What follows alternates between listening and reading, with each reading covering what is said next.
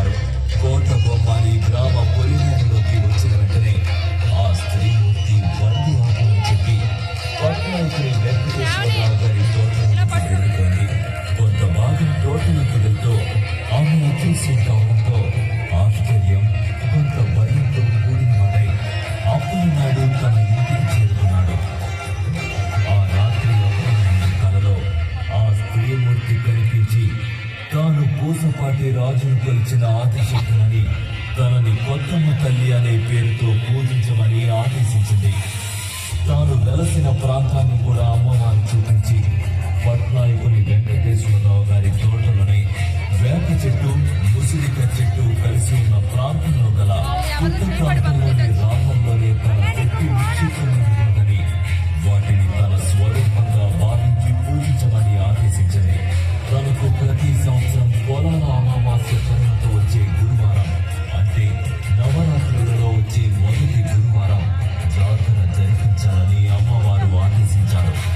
తెల్లవారిన వెంటనే అప్పలనాయుడు అమ్మవారు కలలో చెప్పిన ఆనవాలను బట్టి అమ్మవారు వెలసి ఉన్న ప్రాంతాన్ని గుర్తించి కుటుంబ సమేతంగా పూజలు జరిపారు. తరువాత కాలంలో గ్రామంలో శ్రీ కొత్తమ్మ తల్లి సంచారం చేయడం, తనని నమ్మిన వాళ్ళని కంటికి రెప్పలా కాపాడటంతో అమ్మవారి శక్తి మహిమలు తెలుసుకున్న కోట బొమ్మాలి గ్రామ ప్రజలు అమ్మవారిని పూజించడం మొదలు పెట్టారు. క్రమక్రమంగా అమ్మవారి మహిమలు విస్తరించడంతో చుట్టుపక్కల ప్రాంతాల భక్తులే కాకుండా ఒరిస్సా, పశ్చిమ బెంగాల్, ఛత్తీస్గఢ్ రాష్ట్రాల నుండి భక్తులు లక్షలాదిగా తరలి వచ్చి అమ్మవారిని సేవించి తరిస్తున్నారు. కోరిన కోరికలు తీర్చే కల్పవల్లిగా, ఉత్తరాంధ్ర ప్రజల ఆరాధ్య దైవంగా, ఎందరికో ఇలవేపుగా, ఆపదలో ఆదుకునే అమ్మగా శ్రీ కొత్తమ్మ తల్లి పూజలు అందుకుంటుంది. శ్రీ కొత్తమ్మ వారి జాతర 1981 వరకు కేవలం ఒక్క గురువారం మాత్రమే జరిగేది. 1982 నుండి 3 రోజుల జాతరగా నాటి కోట బొమ్మాలి గ్రామ పెద్దల నిర్వహణలో సుమారుగా 10 సంవత్సరాలుగా జరిపించగా 1988వ సంవత్సరంలో కమ్మకట్టు అప్పలరాజు గారు చైర్మన్ గా, బోయిన గోవిందరాజు గారు గ్రామ సర్పంచ్ గా ఉండి ఆలయ నిర్వహణను దేవాదాయ ధర్మాదాయ శాఖకు అప్పగించారు. 1994లో ఆలయ అభివృద్ధిలో నాటి శ్రీకాకుళం పార్లమెంట్ సభ్యులైన స్వర్గీయ శ్రీ కింజరాపు ఎర్రన్నాయుడు గారు 1996లో CCF నిధులను వెచ్చించి కాలక్షేప మండపం వంటివి నిర్మించి ఆలయ ఉపయోగలు శోభాయమానంగా తీర్చిదిద్దారు.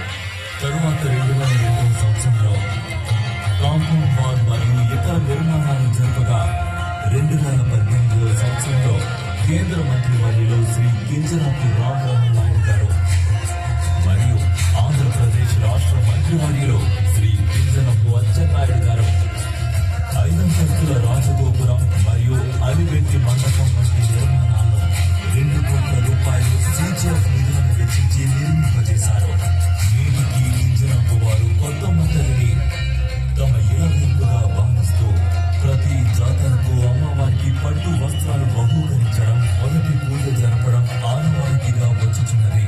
2024వ సంవత్సరం నుండి అమ్మవారి జాతరను రాష్ట్ర పండుగగా జరపడానికి రాష్ట్ర మంత్రివర్యులు శ్రీ కింజరాపు అచ్చెన్నాయుడు గారు మరియు కేంద్ర మంత్రివర్యులు శ్రీ కింజరాపు రామ్మోహన్ నాయుడు గారి కృషి శ్లాఘనీయం.